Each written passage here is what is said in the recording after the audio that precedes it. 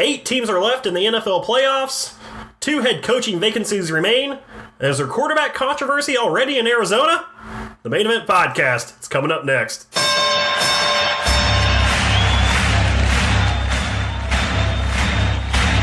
Ladies and gentlemen, welcome to the Main Event.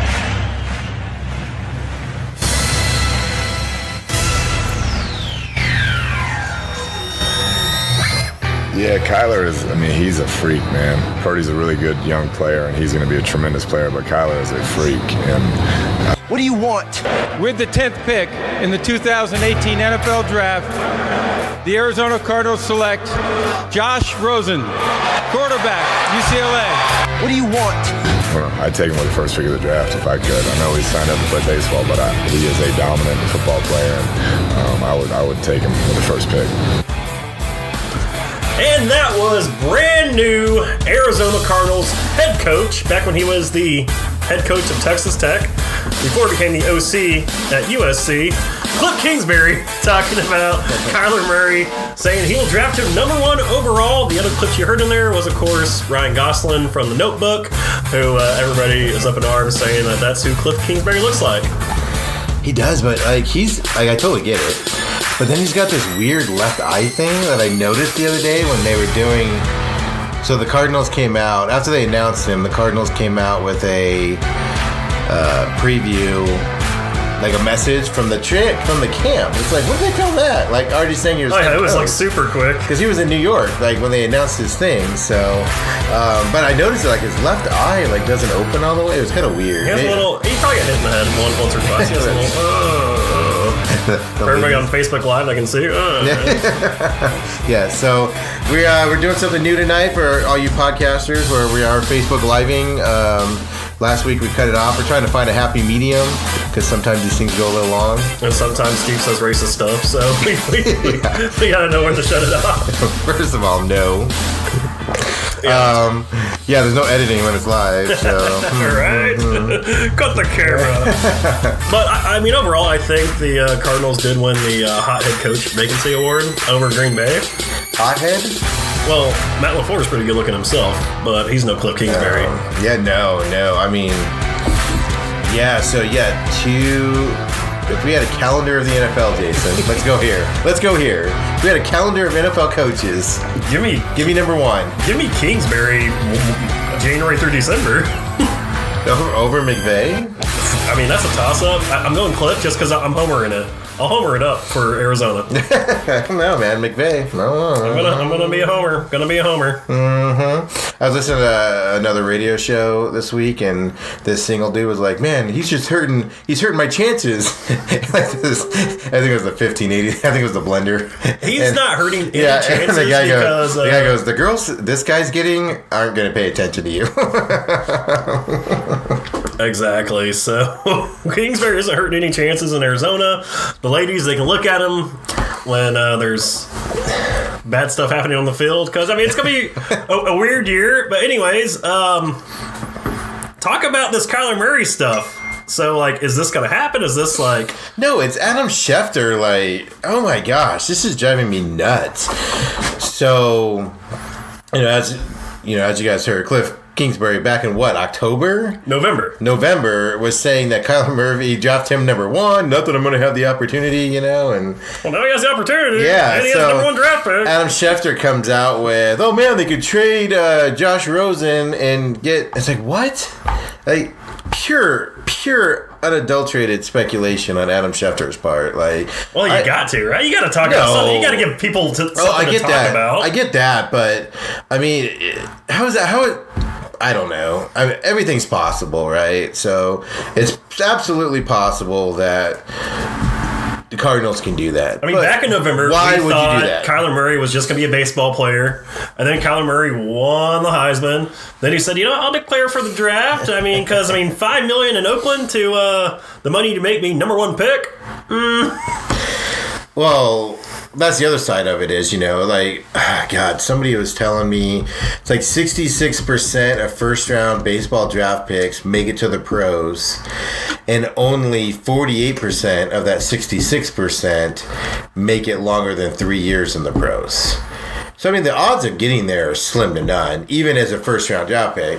Does he play second base? I couldn't I tell you. think he's second base. He's a short guy, so I think it was second baseman. So, he can go. I mean, he looks pro-ready. It's just he's short. That's what everybody's going to say about him. Oh, what is he, 5'11"? Yeah, I mean, he's not... I think he'd be the first one to be under 6 foot. Hi, Doug Stegmiller. How you doing?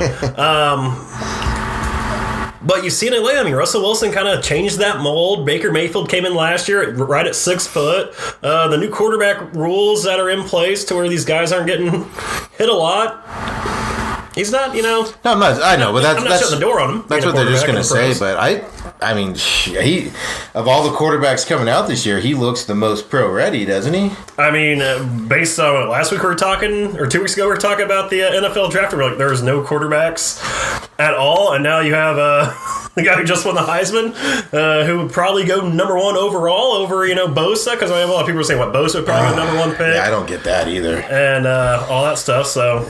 So this is the point where I announced that, first of all, for those of you on Facebook Live and listening on the podcast, I have a little bit of a cold, so you'll see me disappear from camera, and you'll hear me probably sniffle unintentionally, but I apologize ahead of time, because it's really annoying.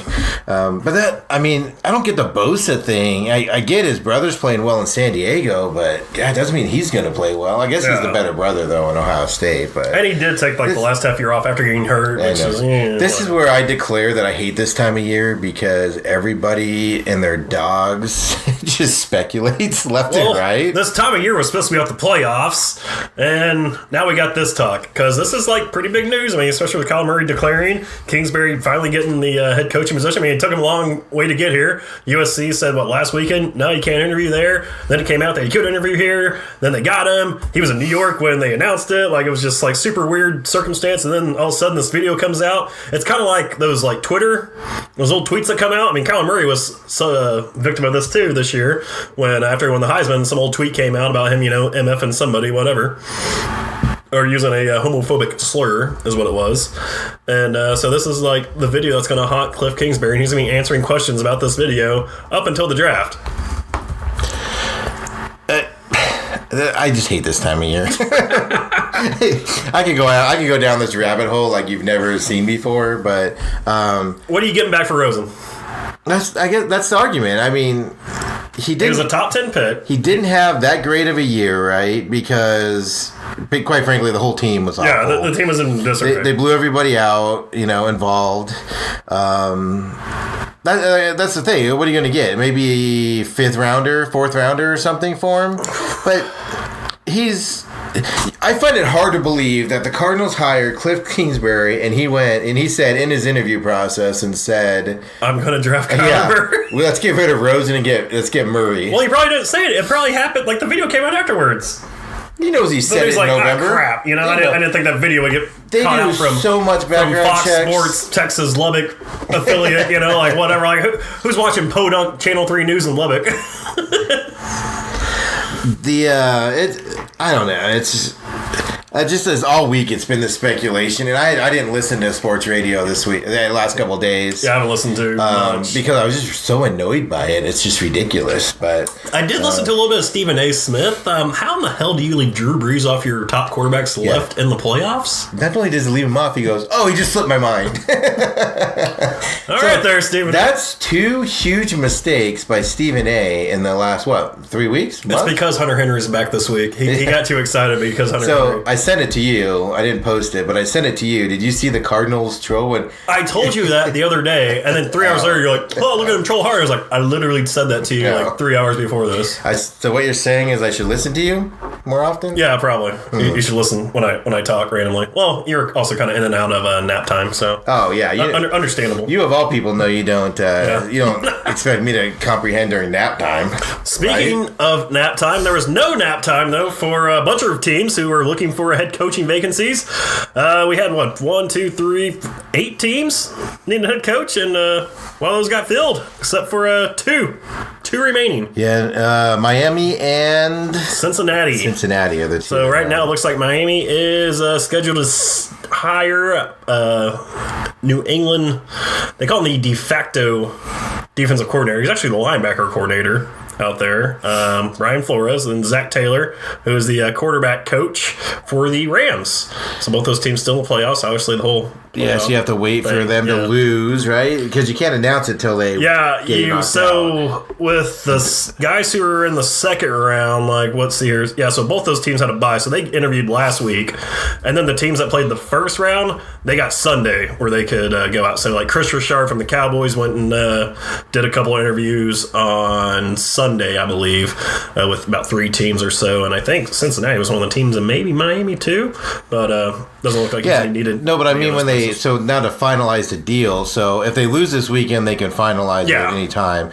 If they win this weekend, you can't do it until after the Super Bowl. Is it after the Super Bowl or is it in between? Because there are 2 weeks between the Super Bowl this year. I don't know. Yeah, there is 2 weeks between, but I believe it's still after the Super Bowl. Is it? Yeah. So I mean, they got to revamp this process because all this national talk. Excuse me, everybody. Yeah, all this national talk about 6, minority coaches get fired, and none hired yet. There's one down in Miami that if he does take the job, that'll be the one, I guess. I'm not sure about the New England one yet. I haven't checked on that. But isn't it 2018? Like, are we not supposed to see color anymore? This is getting ridiculous. You got the Rooney Rule. You got to do I hate when they talk about the Rooney Rule. I thought they suspended the Rooney Rule a couple years ago. They still call it that. I know, but enough people were getting interviews. The thing they go to is like Peter King did, Eric Bieniemy, like he listed all these minority coaches that are up and coming. So, and all of them are on playoff staffs, right? So Eric Bieniemy, who's with the Chiefs, and he named like 4 other guys. He's like, these guys are really good coaches and need a chance. Well, the problem with that is they're still playing football. Like, if they were losing, they probably would have a good chance. Right. But they're all still coaching football games because they're in the playoffs. Teams do not... The days of holding a coach... Like, the Cardinals last time when they got Bruce Arians were criticized that they waited till they were the last one to sign him. They got completely criticized for doing that. So this year, one of their emphasis was to not be one of the last teams. Like, go out there, find your guy, and get him. Which is what they... they targeted Kingsbury, got the buyout to happen at SC. They took all the crap. They're taking all the crap for hiring Kingsbury instead of whoever, But everybody, the thing that cracks me up really quick as I digress is everybody's saying Steve Wilkes didn't get a fair chance here. What? He got a chance. He won 3 games. Okay, so that's issue number 1. 2, though, he took a top 3 defense the last 2 years and made them practically last by trying to change the system on there. The offense was absolutely god-awful. They were unwatchable this year. And he made questionable calls, too. A lot of questionable calls. Like, first bringing Rosen in to, try to lead him on a game-winning drive against the Bears. Yeah, that's right. Then leaving Rosen in there to get his ass kicked against the Broncos. And just, so on and so forth. There's a lot of games like, what the heck are you doing, Wilkes? Like, a lot of stuff could have been avoided. And then, he just didn't have the passion. I just didn't feel it from him, I'm a big passion guy. You know that. I love it when a coach just yells and screams and gets all, Yeah, I said that early on. Remember, it was like week 1 or 2, and I was like, we're in trouble because he's got no passion. Remember that one game where it was like one of the first games we were watching it on television, so it was a road game, and remember the special teams coach was flipping out on the referee, and he told him to settle down. Yeah, and he walked like 30 yards to get to that special teams coach, told him to calm down or said whatever to him. So the guy calms down. Then he turns around and talks to the ref for a minute and then walks off. And I was like, oh shit, we're in trouble. I don't know if Kingsbury, is he a yeller? I don't know. You see all the hype videos. Like, who watches Texas Tech football? First of all, if you're not a Texas Tech fan, or your Big 12 team is playing them, who watches? But the last time I watched Texas Tech game was the Cotton Bowl, the last year in the actual Cotton Bowl.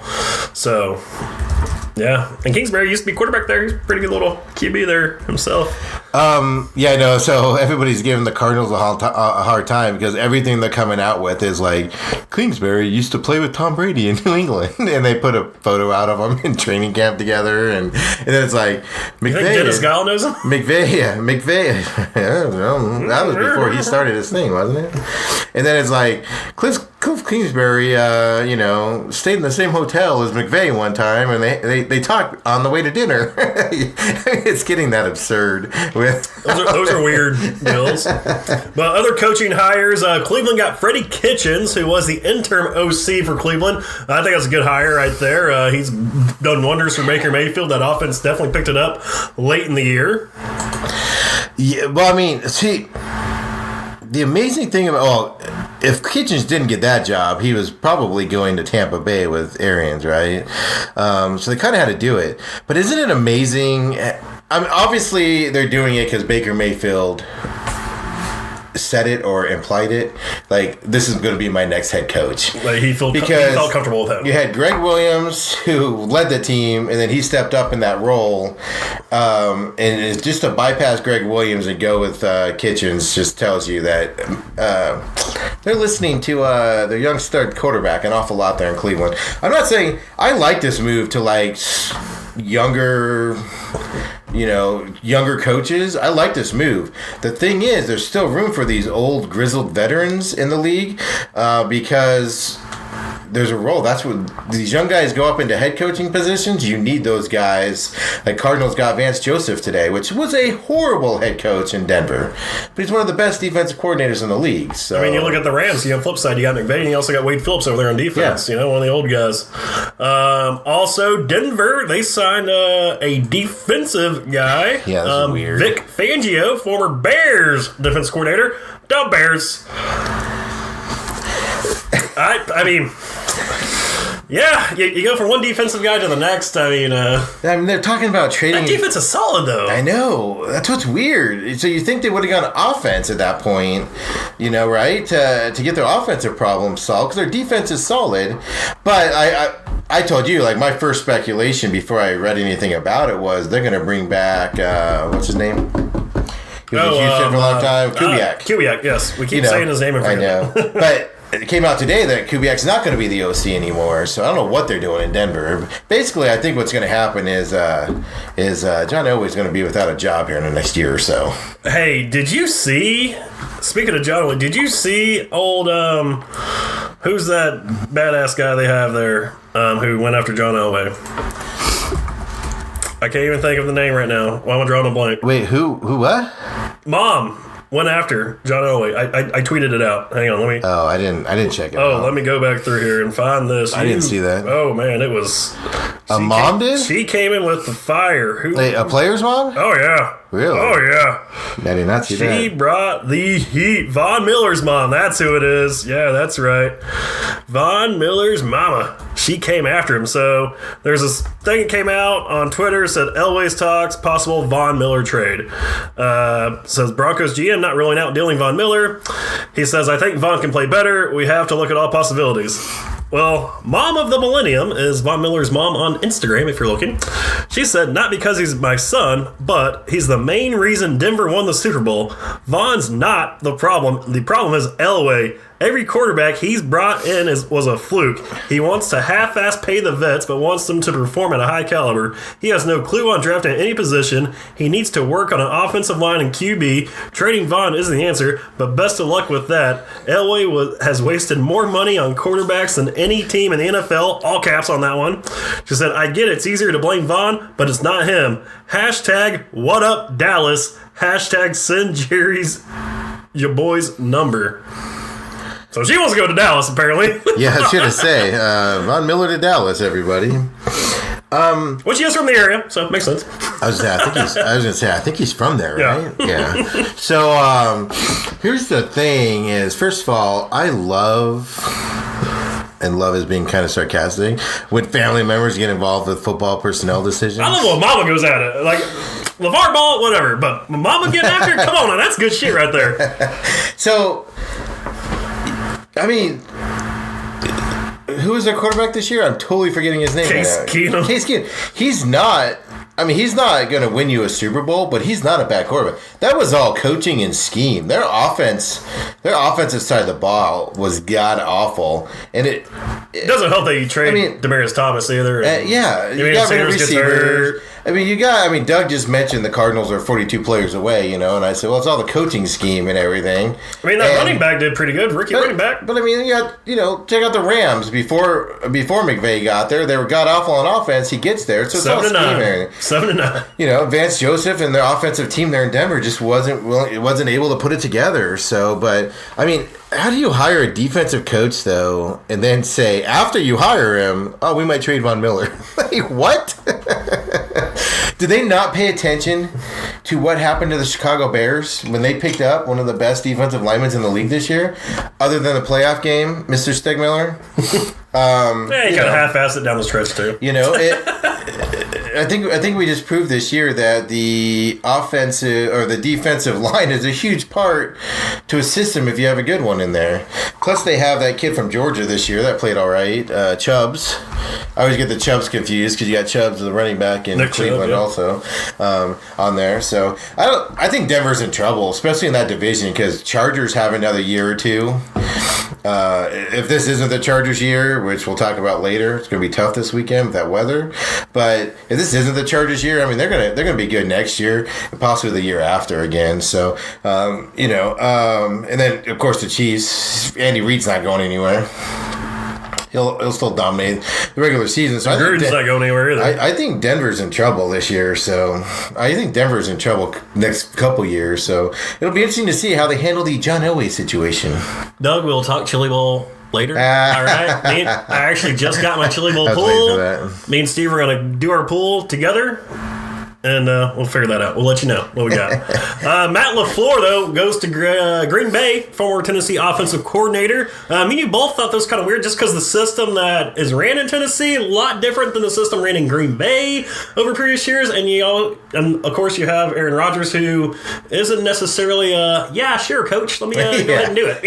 Tell me what you think, coach. Hey, Raj, don't care. So he has 1 year of offensive, system, and I wouldn't necessarily blame him because, man, Mariota got hurt a lot. My brain is not working with names, so that might not be his fault, but the team still regressed on offense this year with him on there. He was, who knows, quarterback coach or something ridiculous for other teams. One of my Green Bay friends, Christy, said that, oh, shut up, he was on a Super Bowl winning team. He was like the third water boy from the left on that Super Bowl winning team. How do you say his name? Is it Matt LaFleur or Matt LaFleur? I don't know. Do you French it up? Yeah, you got to French it up, right? You got to sound classier. No, you know what? Because everybody calls me out when I don't enunciate, I'm going to call all the coaches or all the play-by-play guys who don't enunciate. So a lot of the radio guys that I was listening to, like local or not national guys, like ESPN, we're all calling him the Flower. The Flower. The Flower. So I just, it just seems to me like Green Bay hired a pushover for Rodgers too. That's so funny. To go in there. So I'm interested in seeing how that's going to flame out because the Bears aren't going anywhere. The Vikings. Minnesota.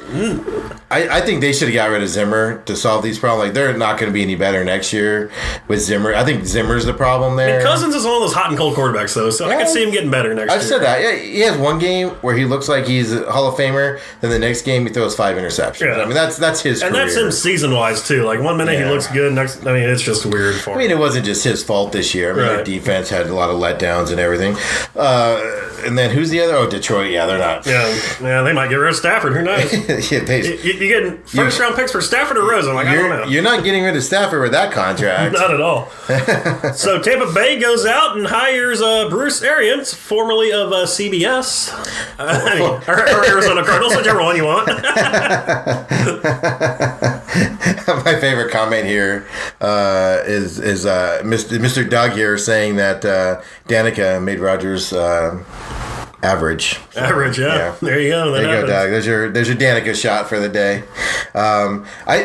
Shots fired. I think Aaron being old is what's making Aaron average. He's missing a lot of open receivers and things like that. But And his body's not healing as well as it used to. yeah, it happens when you get old. Lord knows Exactly, that. yeah. How about, isn't that true, Doug? It's like every other week, Doug's in surgery or something. So, the retired life. Anyway. We won't talk about his haircut the other day. But, what were we talking about? so Sorry. Bruce Arians Yeah. going to Tampa Bay, take a lot of the same Cardinals guys, try to get them over there. Just got Todd Bowles over in Tampa Bay as well. Yeah, the Cardinals wanted Bowles back here for DC, and obviously he followed Arians over there. So, how do you feel about that move? Being in Arizona, you weren't here for a couple of his years, right? 'Cause you I were was in here like Chicago. mainly when it started, but like I think the last 2 years, I was off and on. But yeah, I was here for most Yeah, of it. okay. So, I mean, he's loved here because even in the years he didn't make the playoffs, they won like 10 games. Yeah, And then I remember that because his first year they barely missed, right? That won 10 field goal games and San lost. Francisco made. Yeah, so- and then the next year they went to the playoffs, but you had Lindley at quarterback, so you were like, "Fuck," because everybody got hurt. right? And then the next year they made it to the NFC Championship game. So I mean, Bruce Arians is a great coach, heck of a coach. It just you always need a change of scenery, I guess, change of pace. I in some have of these a- cases because you said he kind of regressed lately, or See, here's what I was going to say. So, his last year, he was 8-8 with the Cardinals before he retired for legitimate health reasons. He had cancer, he had a bad ticker, all that stuff. So that's something I'm going to talk about in a minute. However, he was 8-8 on that team. Then Wilkes comes in and they go 3 and whatever. I think he does more with a bad team and props them up. So that's the question now. Is the Cardinals team, are they an 8-8 team propped up right, or are they a 3 team that got propped up by Bruce, right? That's the question. He does less with more. Or He's more with with less. Yes, absolutely. The Rick Carlisle of the So, NFL. but my bigger problem, so that's the question mark. So going into Tampa Bay in that division with Carolina and St. Louis, New Orleans, you're in an uphill battle there. And then with Jameis. But he's going in there specifically to see if he could work with Jameis Winston. I mean, that's the reason he's going there. But I have a problem, Urban Meyer, when coaches say they're retiring due to health reasons and then come back a year later. I have a serious problem. Oh, yeah, I totally agree. I have an issue with that as well. Like, I'm the first one to say, if you're a head coach longer, like Marvin Lewis being in Cincinnati for 16 years is freaking ridiculous.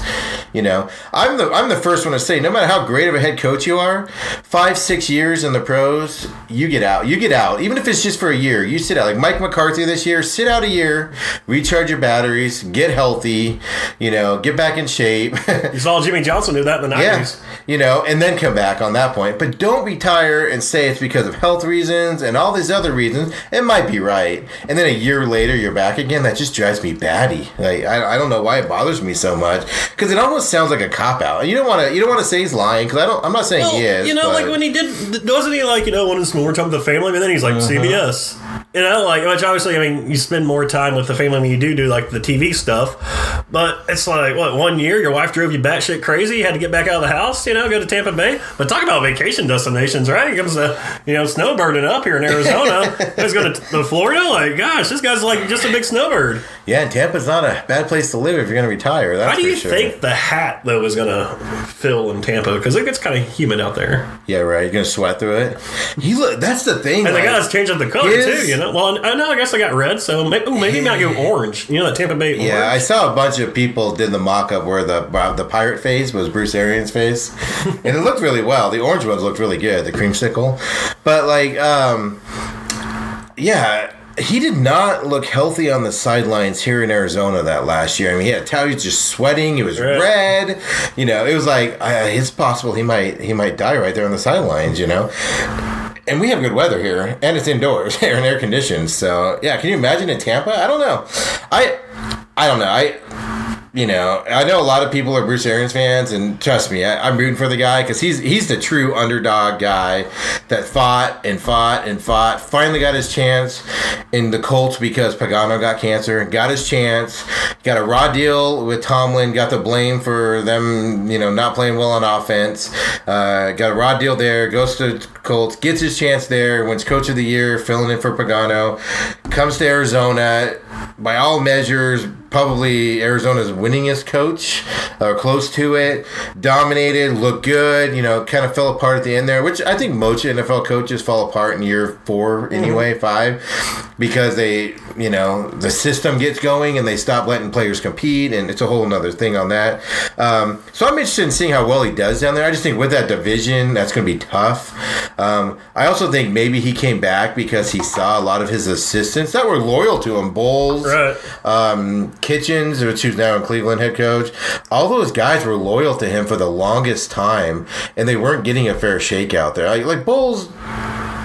Bowles was 3 years. But he did as best as he could with a crappy organization, right? The Jets is just organizational issues. Yeah, exactly. So I wouldn't even blame Bowles on that. But it's almost like he came back and was like, all right, guys, let's come back. Let's make everybody look good again. I'll retire again. You guys come in, So you can't fault the guy that wanted to come back to do his passion or whatever. Like I said, I just have a problem. Like I understand, okay, everybody has health problems when they either get fired or retire from an NFL head coaching job. It's a stressful position. But I just have a problem with him coming back a year later, like 2 years later. At the same time, though, he's an older gentleman, doesn't have that much time left. 8-8's probably a win in Tampa Bay, I think.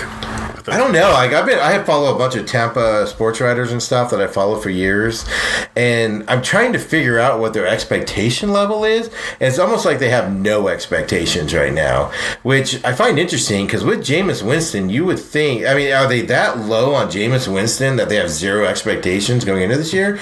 Well, they kept benching him and I know re-benching him and bringing him back in. Or is it a byproduct that they're going to watch the Saints play this weekend? And do what the Saints do. So they're like, we have no chance. Adam Gase, former Miami Dolphins head coach, goes to the Jets. So he's the first head coach to get fired and rehired in the same position. Did not take an OC spot anywhere. No really big expectations for the Jets. I mean, like you said, I guess they'll work good with... their offense is they have some pretty solid players on offense. So I think the offense is going to, maybe start clicking and need a lot of help on the defensive side of the ball. So we'll see who they bring in coordinator-wise and everything like that.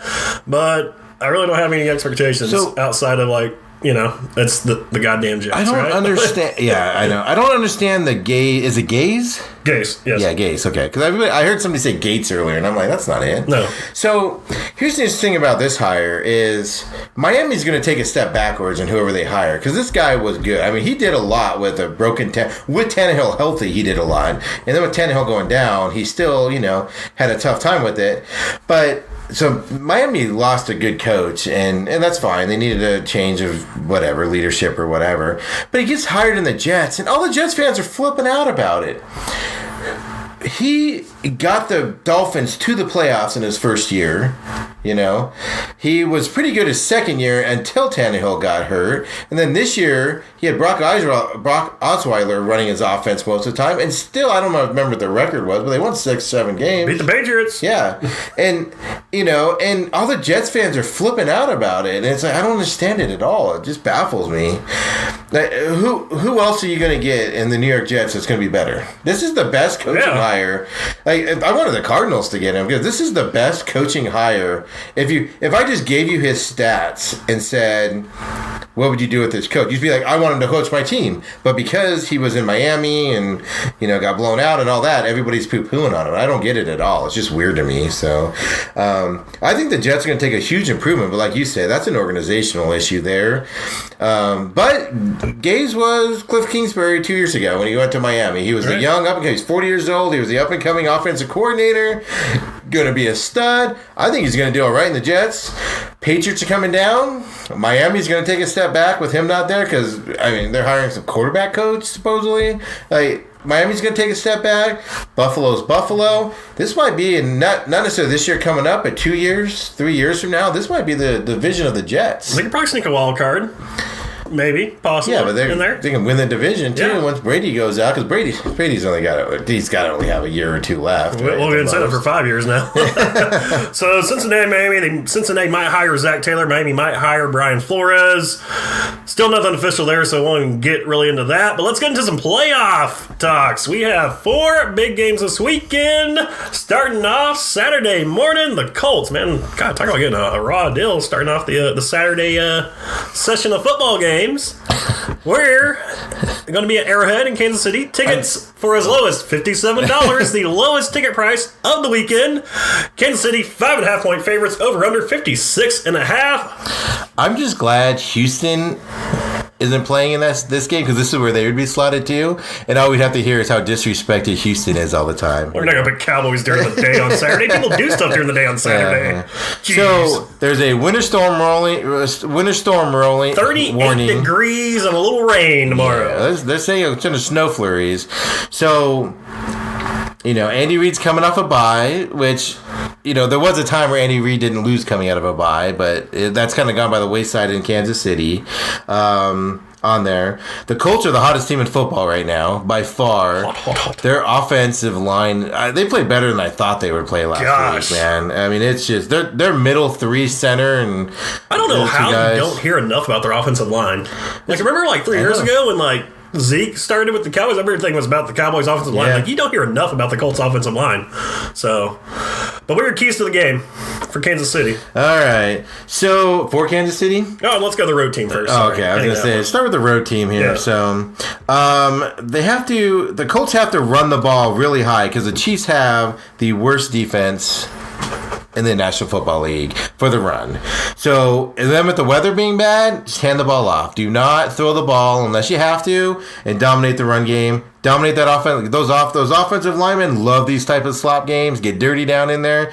Make the defensive linemen's faces go in the mud. That's the number 1 key right there. Second of all, Colts have to keep this game close. If this becomes a shootout, it's over. If Kansas City gets on one of those runs where they're up, they got 35 points on the board at halftime, Colts are in trouble on that one. Because if they keep it close, Colts can win this, can sneak out and win this at an end with either a field goal, best field goal kicker in the league, the oldest at least. Military. And then, lots of years in that cold weather up there in New England. And they can sneak out a win at the end, or possibly have the win at the end and then just run out the clock. And then they just got to make sure when they do throw the ball, they got to give Andrew Luck enough time to throw the ball deep. And it cannot be a dink and dunk game for them. They have to be able to stretch that Kansas City defense and that secondary. Yeah, I think my first key, definitely your key, run. KC, regular season, 27th versus the run regular season at 31st in average yards given up.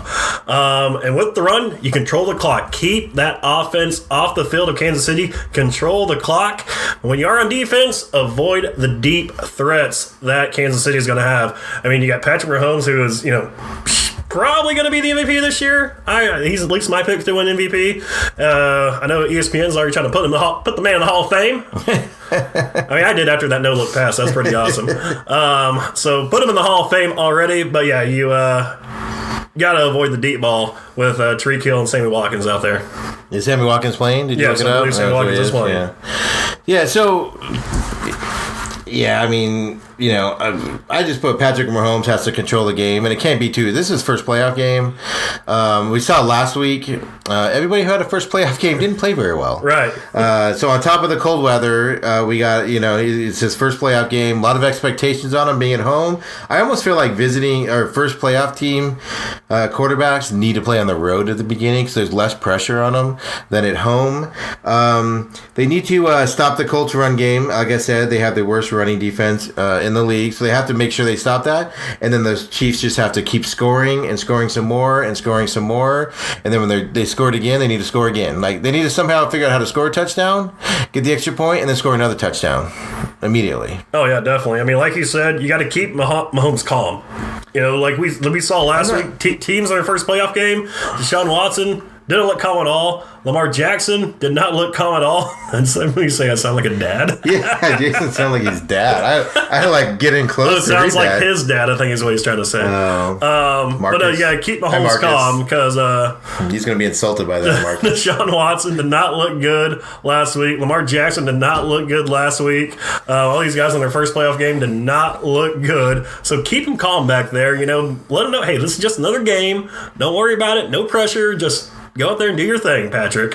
I think he's going to stay calm because just the way he was raised and, you know, in that environment, all that stuff. Like I said, it's just more, it's just going to, playoff football is different speed. But he could be pretty excited because his former head coach did get hired by the Cardinals.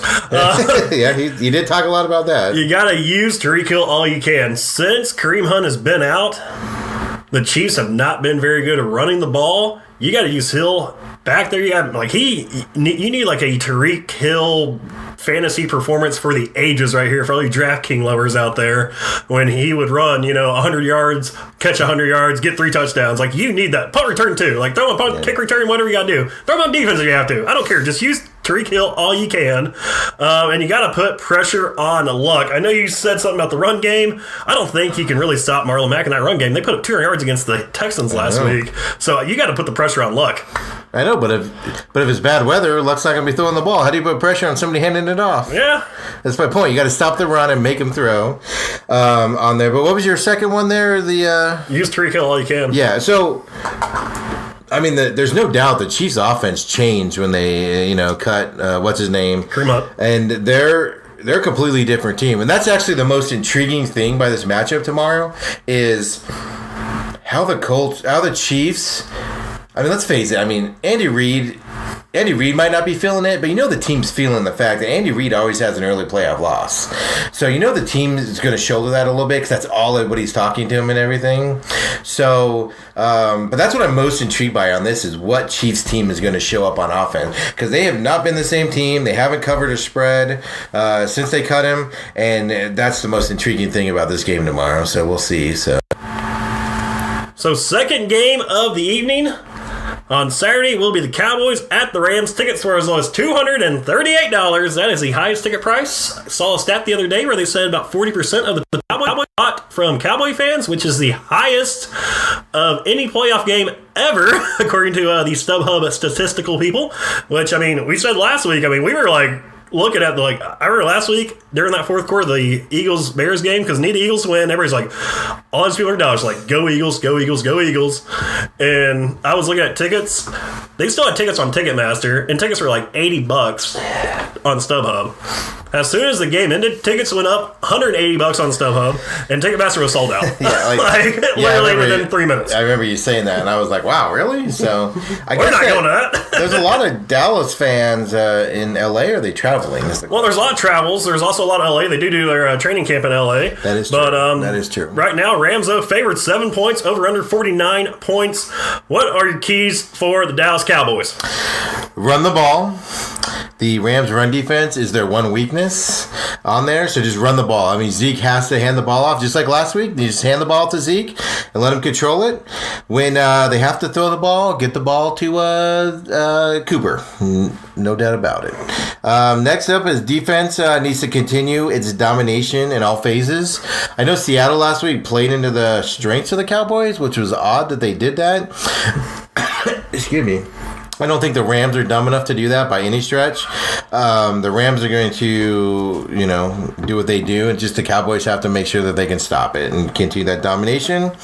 And then they have to the Cowboys have to keep the game low scoring. If the Rams are up, 23, 30 points at halftime, Cowboys are in trouble because they're not going to be able to run a shootout unless Zeke is making 70-yard runs.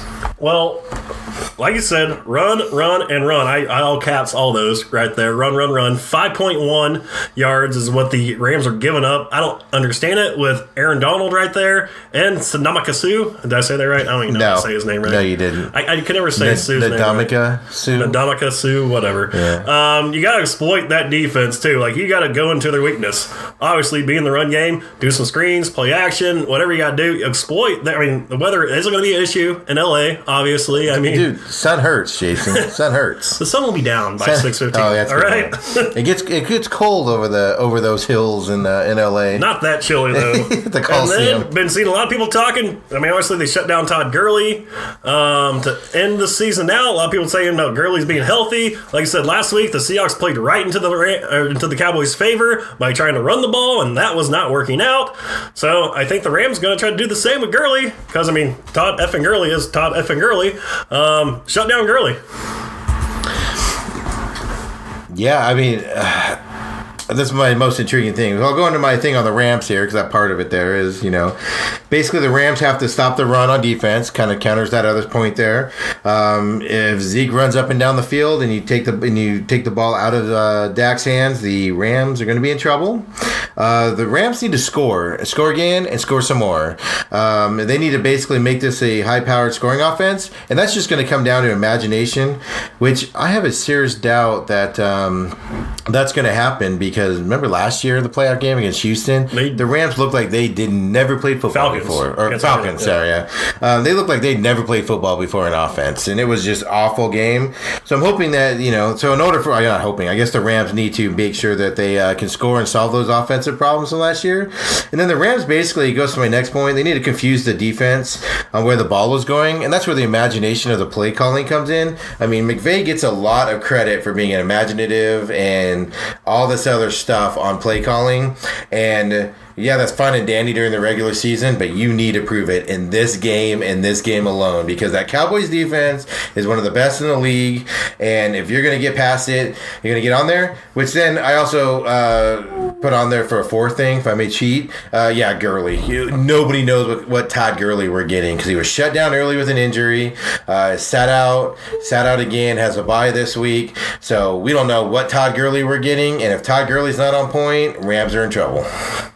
You can't stop Zeke. You only hope to contain Zeke if you're the Rams. Man, so just contain him. Get him, less than 100 yards, like 95. Give him 95 yards, you're looking good right there if you're LA. You got to put the pressure on Dak. When Dak is, getting hit a lot, hurt a lot, he does stupid shit with the ball, and he's going to do it. So put the pressure on him. Darnold, Sue need to be back there. They need to be hitting Dak because when you hit him, he looks foolish with the football. And then you got to get Gurley involved early as well. Like you said, you got to score. Like you get Gurley involved early, you score a lot of points.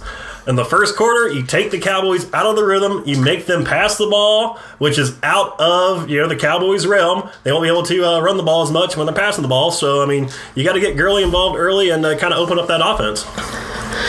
So, yeah. You're excited about this game, obviously, tomorrow night. Excited. Oh, we didn't make our picks for the first game. I figured we'd do it at the end. All right, let's do it at the end. So, yeah. Figured we'd just do it at the end there. Keep everybody in suspense since we have a lot of Cowboys fans on watching right now. So. Cowboys! Stampede. So is everybody happy with the Cowboy? I know Joshua is. Josh is giving us thumbs up all the way around. Yeah, he's about to tune out because getting ready to talk Chargers Patriots. First game of the day on Sunday. Gotta hang out for the picks, man. Chris Richard does know the Rams. That is very true. Former Seahawks guy there, so we'll see. But Chargers Patriots get tickets there in Foxborough for $158. The highest of Sunday's matchups, by the way. New England is 4-point favorites. Over-under for this game is 48, though. Earlier this week, they're talking about some snow, though. Going to be a snow game? Today they're talking about snow there also. So it's like we're having a snow game. I mean, we're only a day away now, and they're pretty accurate when you're a day out. So, yeah, and that kind of just changes everything because going into this week, it was like, man, Chargers have a shot at it. The Chargers are the better team in this matchup. Right. Chargers are a better all-around team. Chargers are the better team. The problem is they're going to New England in January in the cold, and they're from LA. So keys to the Chargers. It's going to be interesting. So basically, Chargers continue this road dominance. They're 8-0 traveling on the road this year. 9 if you include last week. Oh, 9 if you include last week. I know, regular season. Which I did. I included last week. All right, we include playoff stats here, I guess. But more importantly, most West Coast teams struggle going east for these 1 p.m. kickoffs. Not the Chargers. They had 2 touchdown leads going into halftime on both of their 1 p.m. Eastern start times. So there's something about these Chargers where they're whatever they have, the other West Coast teams need to clone it because whatever they have is working. So they need to continue that on there. They need to run the ball with the weather conditions, which I have no doubt they can. And these screen passes the Chargers do. Chargers need to just get away from the down the field throws if the weather's bad, because one, they're not used to it, and two, it's just going to be ugly for them. They're going to turn the ball over if they start to do it. Just dink and dunk like they can do, run the ball in those weather conditions. And then the Chargers defense, they have to make Tom Brady throw the football. Throw the football longer than those little 2-yard outs, those little dink and dunks on there. Make him throw it down the field because he can't hit open receivers very well. It's going to be muddy. It's going to be cold. And while you're making him throw down the field, hit him. Hit him repeatedly. Make him go down. And he will not be accurate at all. And you can hopefully get some turnovers off. He does cry a lot. Like you said, stay focused on the road. 9-0 on the road right now with the Chargers. I don't know what it is about staying in a hotel, but these guys apparently like it. So, I mean, stay focused on the road. Don't get lazy. Last week, they got kind of lazy. Let the Ravens come back into that game there late in the fourth quarter. So, don't get lazy at it. Like, if you get an early lead, keep the pressure on them. Do what you've been doing. Don't try to, F up anything. Just do what you got to do. And then just remember, the Patriots are just another team. This is more important for Phillip Rivers, who has never once beaten Tom Brady in his career. How many times have they played, though? They don't play very often. 0-8 against the Patriots. Yeah, but Phillip Rivers. In his defense, when they were playing him a lot in the playoffs and in those seasons, the Patriots were not losing very many games. I mean, you figure squeak out, one in the regular season or something like that. So just remember, Patriots, Bill Belichick. Although I know you're going to be in Foxborough, going to see a lot of that red and navy blue. Just remember, they're just another team. Control your emotions. That's the thing about the Chargers, though. I don't think they get emotional about who they're playing. This is like they haven't so far this year. Yeah, this is a new team. This is the team. And years past, I would agree with you, but it seems like this year the Chargers are like, I don't care who we're playing. Let's just go do it. Which is good to see out there. So, but for the Patriots, in order to win this game against the better Chargers team, you right over there? Yeah, a little indigest. But I ate a lot of M&M's today. That was all I ate. Wait. Peanut or plain? Just plain. No. Do they melt in your mouth? Some did in my hand, actually. They advertise not to. Anyway, basically, Patriots defense needs to make Phillip Rivers and the Chargers throw the ball down the field. Cut off those little dink and dunks with the running backs coming out of the background there, especially in the bad weather, because, like I said, it's just going to be ugly for him. I saw somebody earlier say that, Phillip Rivers played in North Carolina and it rains a lot. How long's he been in the league? 15 years ago? I know. It's been a while, folks. The Patriots need to have a high-scoring affair if they're going to win this. It cannot be a low-scoring event at all because it's going to keep the pressure on the Chargers to keep up with them. And I don't know if the Patriots can do it, but they need to. It cannot be a low-scoring affair because the Chargers generally win those. I know they lost to Baltimore in that low-scoring one. What was that, week 14, week 13? Yeah. But other than that, Chargers generally win those close games. And then Tom Brady and the Patriots need to have 0 turnovers. Just 1 turnover in a game like this can, especially in a bad condition, but even if you're going into score and you give the Chargers a long field, turning the ball over in this game, in this weather, is going to be detrimental to the Patriots. They are not going to be able to recover from it. All my keys actually have to do with the defensive side for the ball for the Patriots. You got to disrupt Phillip Rivers. We saw last week in the fourth quarter, once Phillip Rivers got a little startled, it was totally night and day. That switch flipped, and Phillip Rivers did not look very good in the fourth quarter against the Ravens, although they were able to hang on to it. Melvin Gordon coming in a little banged up, so you got to hit that guy hard. Get him out of the game if you can. Do what you got to do. And you got to attack those wideouts. I mean, I said last week, these are probably the best wideouts on any team right now in the playoffs the Chargers have. You got to attack those wide receivers at the line of scrimmage. You can't let them, get free because they will hurt you. I don't know if the Patriots can do that. So Joshua says it has to be low scoring for the Bolts to win this game. I think the Bolts can put up points here, especially if they're running the ball with that running game and those short dinks and dunks on there. I think they can actually play in a shootout and win it. I don't think the Patriots can with that thing. So I guess we'll have to see, buddy. Come on, buddy, old pal. Well, Eagles and Saints going to close out the matchups this weekend. You get tickets for $145 there in New Orleans. That surprises me, but then again, it's in New Orleans, so New 8 Orleans. points is the spread, largest spread of the weekend. Over under 51.5. What are the keys for Philadelphia?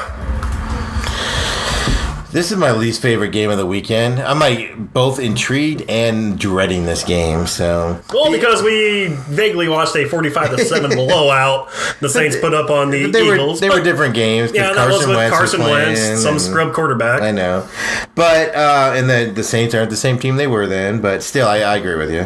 So basically, the Eagles have to keep this game close. The Eagles are not capable of scoring 70 points that they might need to do on the Saints. If the Saints offense wakes up, the Eagles have to have Foles magic again. He did not play well last week, but that team plays differently with Foles in there. They have confidence they never had before. They think they're never out of the game. Foles can have the most awful game on the planet, and this team still believes they can win it. And that's what I mean by the Foles magic. And then after, like I said, after a bad week of running the football last week, the Eagles have to get their run game going again. They were atrocious last week, and that led to Nick Foles doing some turnovers, making bad throws because the ball was on his shoulders. They need that game running against the Saints for 2 reasons. 1, takes pressure off of Nick Foles. 2, keeps the ball out of Drew Brees' hands on offense. They got to kind of go back to what they did in the Super Bowl against the Patriots, I think, and riding that hot hand of Nick Foles.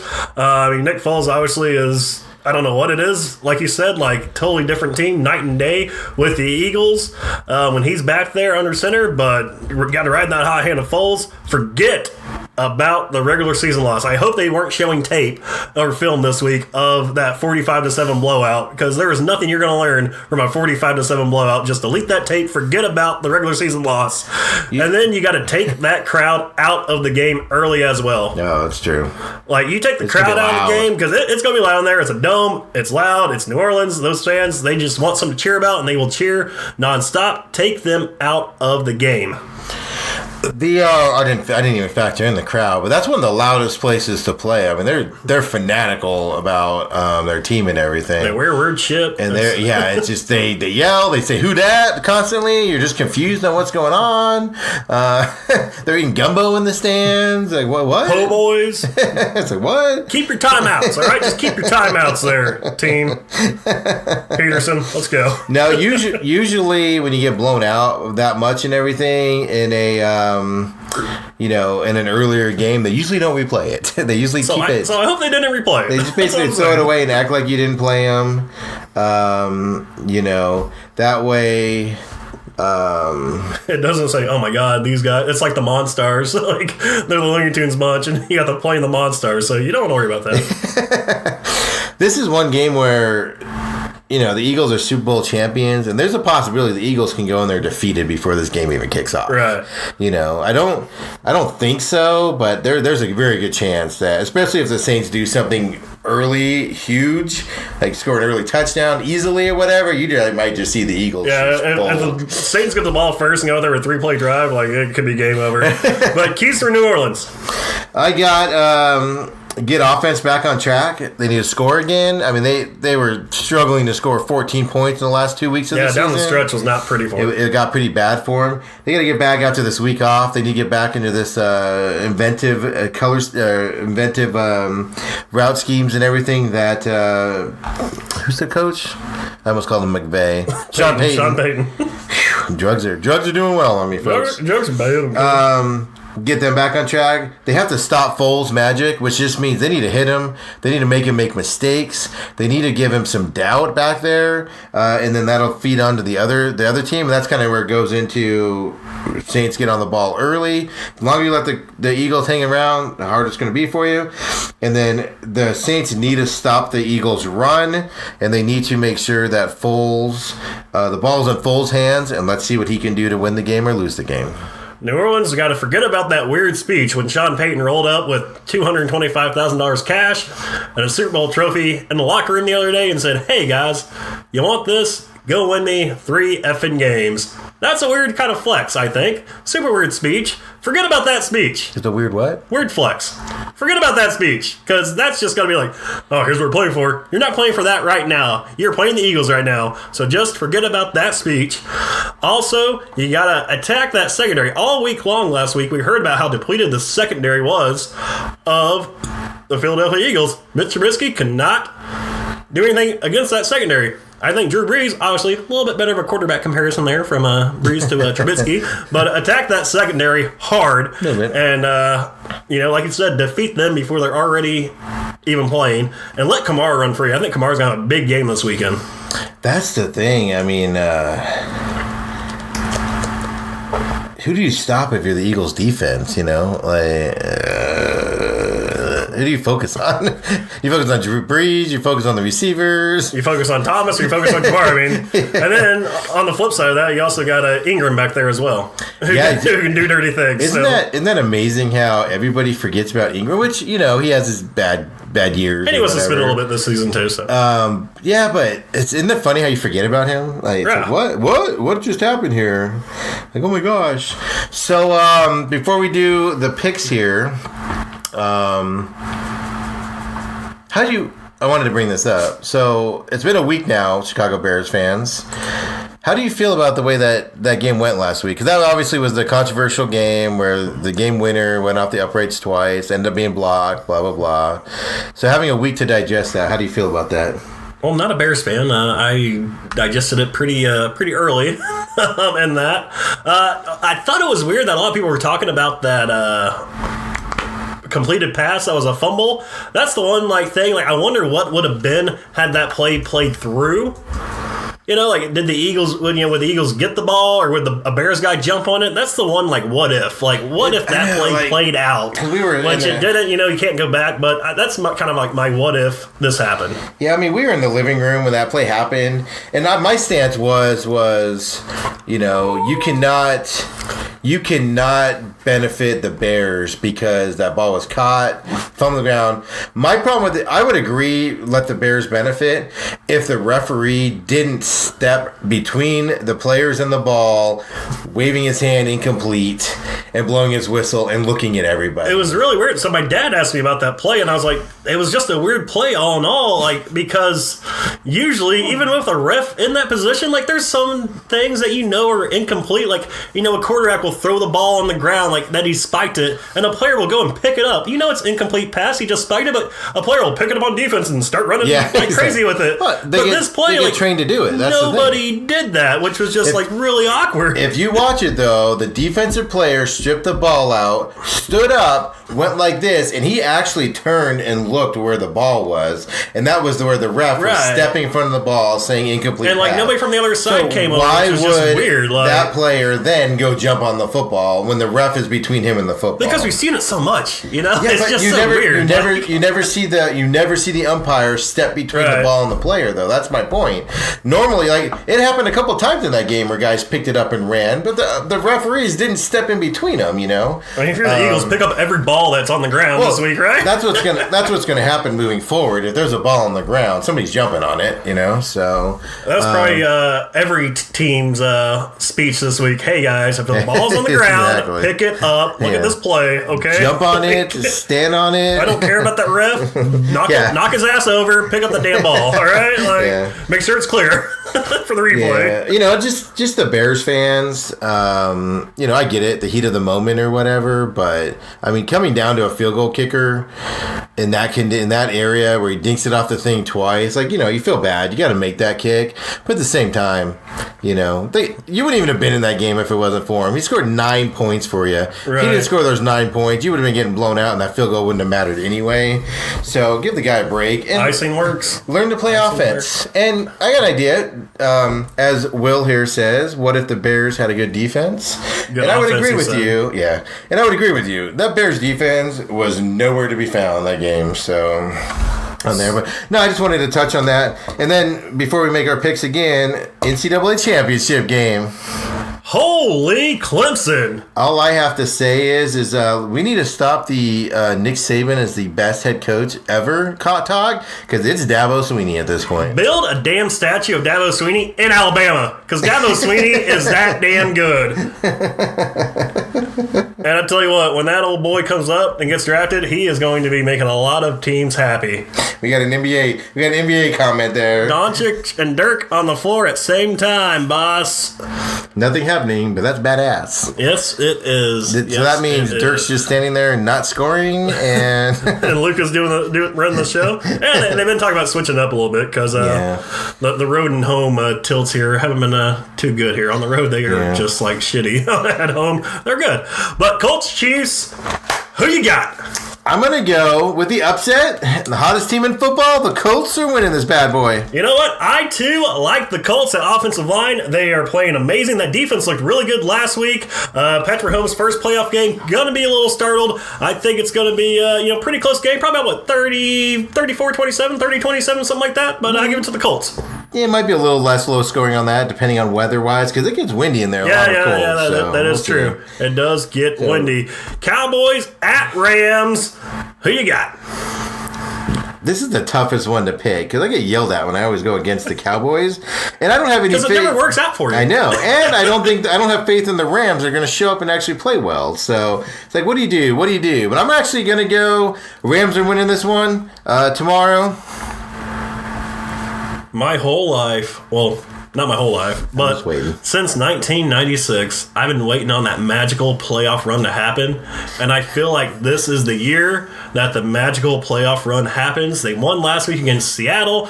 The score isn't even close to what the game was. They gave up a garbage time touchdown late there with a weird like we were both sitting there like, what's this defense doing? The Cowboys, I just feel like the momentum's on their side. They played last week. You got Zeke back there. They're gonna shut down Gurley. They're gonna hit Goff. The Cowboys defense is gonna take over. That crowd's gonna be electric, and the Dallas Cowboys will be going to the NFC Championship game. Stampede! Go Cowboys! Will says, boys by 50. All right. So, you think Will's a smart guy there. In this game, to be honest with you, I can see the Cowboys winning this game. I can see the Cowboys actually winning this game by a lot on there. That's why I struggle to pick this one. But, man, home game, I know there's going to be a lot of Cowboys fans there. But McVay and the Rams have to come out this year and actually show something in this playoff game, because last year they looked like garbage. They're playing in West Dallas, baby. Let's go. Chargers at the Patriots. Who you got? I'm going to go Chargers on this one, and I don't even think it's going to be close. I like the Chargers. I think it will be closer than what you think it might be. I like the Chargers winning this game as well on the road against the Patriots. I know the snow's going to be in there, but the Chargers on the road are just a different team, so I don't know what's going to happen, but let's go LAC. I want the Chargers and the Colts to both win, because I want to see that AFC title game being played in a 20,000 seat stadium. Please, God, make it happen. We talked about that. How embarrassing would that be for the NFL? All these state-of-the-art billion-dollar stadiums, and then the games being played in a soccer stadium with 30,000 people. How many of those San Diego fans who left are going to come back for that game? Yeah, right? I just think the Chargers are the better all-around team on there. And just there's something about this Chargers team, man. They aren't. It's not in their head, man. They're here to win. So let's do it. Eagles at the Saints.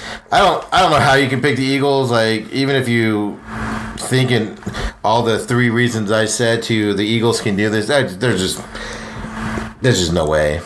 Like, I wouldn't put money that the Saints are going to win, by a lot, but I just don't see. Do they cover the 8 points? Yes. I got the Saints winning as well. As much as I want to see the Eagles win, just because the Cowboys host an NFC title game in Dallas, I too have the Saints winning this game, and the Cowboys will be on the road in a tough environment playing the Saints in the NFC title game. Okay. So, yes. We'll worry about that next week. Well, we'll make up that story next week. Yes, we will. And the stories, they can always change. Hey, I want to thank everybody for watching us on Facebook. Thanks for the comments. Keep them coming in. We know Josh is taking the Cowboys and the Saints and the Chargers. Didn't quite get his Colts pick. Did he pick one for the Colts-Chiefs game? But he wants to know if you count the homeless in San Diego's parking lot. Probably do. Yeah, we love the homeless people. Marcus is picking the Rams by 3. The Saints, he wants Saints gumbo for everyone. Will says Cowboys by 50. So thanks, guys, for watching. Next week we'll be back on, who knows, maybe another night show? Actually, it will be a night show because I have a 3 to 7 job. Yeah, it'll be that or early in the day, but yeah. So we'll figure out what's going on next Friday. But send us your feedback on the Facebook Live. We're playing with some other things to do this live on YouTube.